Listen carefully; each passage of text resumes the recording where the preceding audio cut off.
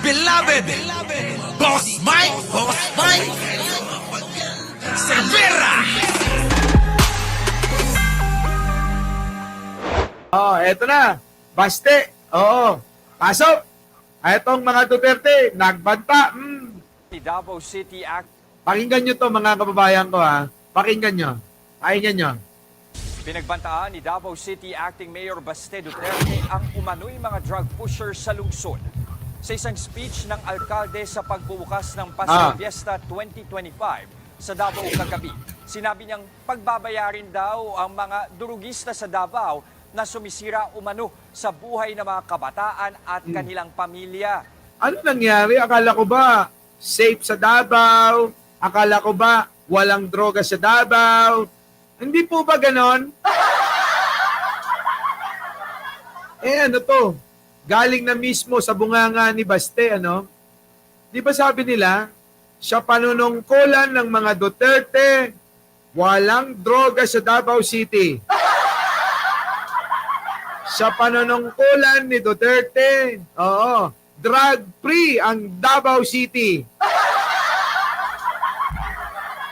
So ito ba'y nagsasabi na nabudol lang talaga tayo? Sabi nga ni Takero.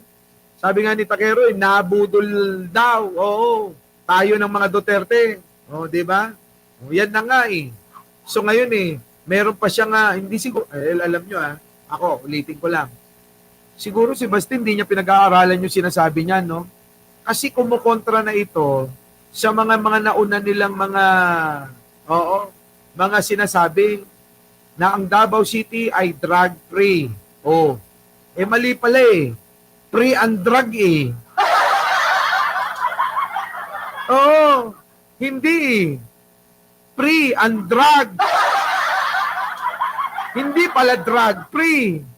Di ba nga, nung araw na-issue yan na nagkaroon ng ano dyan ng laboratorio ng mga droga. Tama? Nung araw, di ba? Na ano yan, na booking, na dyan ginagawa mismo sa Davao City, may laboratorio ng droga. So, ibig sabihin, mga kababayan, hindi nga drug-free. Free and drug. Ganon. Grabe, no? Tindi. Paano ngayon ito? Siguro ang style ni Baste, feeling niya, gayahin ko tatay ko, yung mga style ba na magbanta ako, pagbantaan ko ang mga dorogista para kunyari, parang ako ang tatay digong mga kababayan ko, yung itsura ni Baste na yun. Sa totoo lang po, walang gugusto nun eh. Yung mga taga Davao lang ang nauuto niyan eh. Di ba? Sabi rito ni Mayor 2040, fake news. Davao City is drug-free. Fake news daw, kita nyo? So, ibig sabihin, baka naman may style na gustong gawin si Baste. Kasi mula nang mapahiya siya sa dapat na boxing nila ni General Torre, parang bumaba na yung kanyang moral. Parang yung dating may mga taga-suporta siya, na taga-suporta rin ng tatay niya, bigla nawalan ng gana. Yan. Kaya ganon. Ngayon wala nang pumapansin. So ngayon, tayo na lang. Di ba? Tayo na lang. Tayo na lang ngayon ang pumapansin kay Baste. Di ba? For publicity lang yan kay Baste para kunwari di sila ang protektor ng kidney stone sa Davao. Di ba nga? Di ba nga? Di ba sabi nga natin yung mga big time drug lord ay mga kaibigan nila. Sino na issue na may kinalaman sa pag-angkat ng droga? Sa China galing. Di ba si Pulong na issue? Kaya etong mga palabas nila, Another pang-uuto na naman ito. Opo. Another mga kung ano-ano na lang, ano? Oo. Ha? Ha? Mamahinga ka muna. Body and beyond. Uy! Di ba? Oh, di ba? So yun, ganon, mga kababayan ko. Kung ano man tong mga lumalabas sa mga bunganga ni Baste, budol ito. Di ba? Kinulang sa tsara. Oh, ayan oh, tingnan nyo naman yung itsura, mga kababayan ko. Sino ho ang matinong tao na boboto para maging politiko ito? Di ba? Na minsan ho ay nakasama nung asawa ni Derek Ramsey, Ellen Adarna. Di ba? Na magkasama sila ni Ellen Adarna at makikita nyo naman yung mga itsura, di ba? Kaya alam nyo, ito yung isang malaking pagpapanggap eh.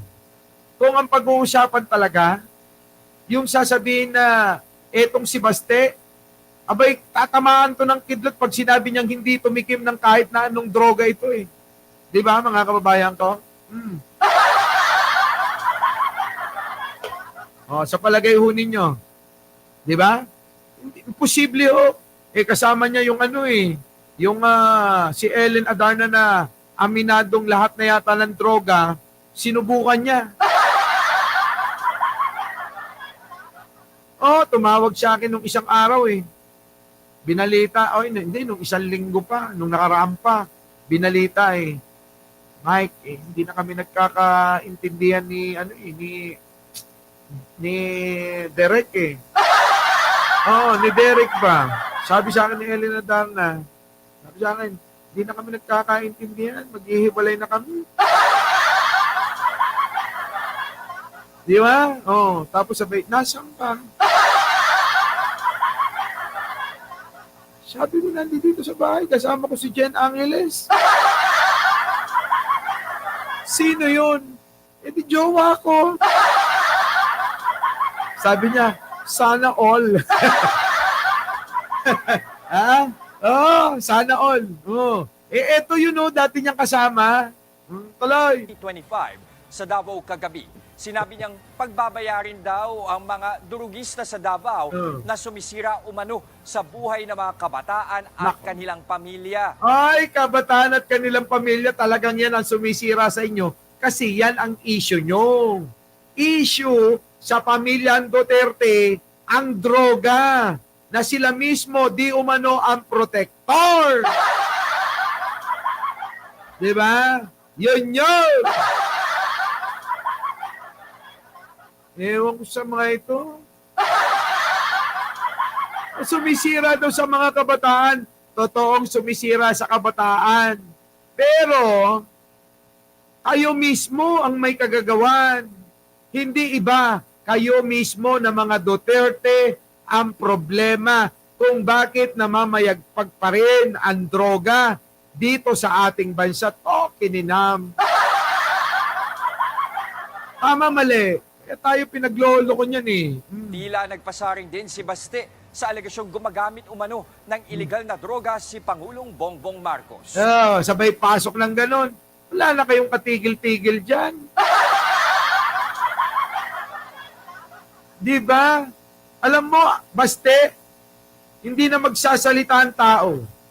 Ako na. Kapag pinagtabi yung mukha nyo, kung sino adik sa inyong dalawa, mas maraming tuturo ng daliri sa'yo.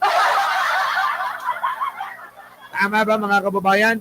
Pag pinagtabi natin yung mukha ni Baste, at saka ni Pangulong Bongbong, sino dyan ang adik? Tignan nyo, kung sino ituturo, diretso sa mukha ni Basti. Tama, mali. Tama, mali. Sige nga. Si Pangulo, kailan naging tamang hinala ito? Ang adik tamang hinala parang si Baste. Kita nyo? Ayun tamang hinala na adik daw si Pangulo. Yun ang adik, yung tamang hinala lagi. Parang si Sara, ganyan, tamang hinala. Si Pangulo, malinaw ang kaisipan nito. Kitang-kita nyo naman, no? Kung paano magtrabaho, makipag-usap, magsalita, may maayos na pamilya, buo, mahal na mahal yung kanyang asawa. Saan kayo nakakita ng adik na ganun, Aber? Mangmang na lang yung magsasabi na adik ang isang Pangulong Bongbong Marcos sa kanyang mga ginagawa. Nako! Ang adik dugyot, di ba? Ang adik ng Google Pay, ng bugaw, ganon. Ang adik, kasundo niyan, kapwa adik, ganon. Oh, tignan nyo si Baste. O, ba't kasundo mo si Ellen Adarna, Aber? Sige nga, bakit kasundo mo si Ellen Adarna? Meli Husaka, thank you naman. Domo arigato. Simple lang eh. Napakasimpleng unawain nito. Adik. Diba? O bakit? Kasama mo si Ellen Adarna habang bangag na bangag kayong dalawa. Oh, Meli Husaka uli. Oh, thank you. Oh, awat na. Oh. Diba, mga kababayan ko? Yun lang ang katanungan dyan eh. Tignan nyo na lang ho kung paano magsalita, kung ano yung mga ginagawa. Tanungin nyo si Baste, anong project mo, Baste? Ha? Kaya mo ba yung ginagawa ni Pangulong Bongbong Marcos na makikipag-usap sa mga international leaders? Sa pakikiharap at ipresenta yung ating bansa sa mga international leaders sa buong mundo. Kamakailan ho mga kababayan, ang Japan, at ibang mga leaders ng mga world organization, mga kababayan ko, kaharap ni Pangulo. At talaga namang napapabilib sila sa ating Pangulong Bongbong Marcos. Buti pa nga yung ibang mga hindi Pilipino, bilib kay Pangulo. Pero kayong mga kapwa Pilipino ni Manong Bongbong, mga walang ya kayo. Mga walang ya ito, mga kababayan ko. Hindi na sila nahiya. Kung yung ibang mga taga-bansa tulad ng Japan, Taiwan, at ng maraming bansa pa, abay, kinabibiliban si Pangulo, pero yung kapwa Pilipino ni Pangulo, abay mga bobo. Oo, hinihila pababa. Kaya nga sabi ko sa inyo, paghambingin natin, ang taga-suporta ni Manong ay mga matitinong tao. Tignan nyo ho yung mga dilawan na nando doon, mga pinklawan, at yung ibang mga sumama doon na mga Atenista, ibig ko sabihin, mga taga-Ateneo, taga-Lasal, Simbahang Katoliko, at yung mga negosyante, mga kababayan, yung bang mga kamukha natin, yung mga sumusuporta kay Pangulo, tama ba? Yung mga kamukha natin ang sumusuporta kay Pangulo. O, punta naman natin yung sumusuporta sa mga Duterte. Vlogger pa lang eh. Makikita ninyo na yung pagmumukha eh. Umpisa na natin kay Banat Bay.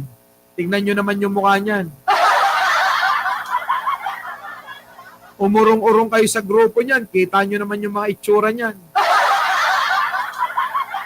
Sige nga, sabihin nyo nga sa akin na magandang lalaki si Banat Bay.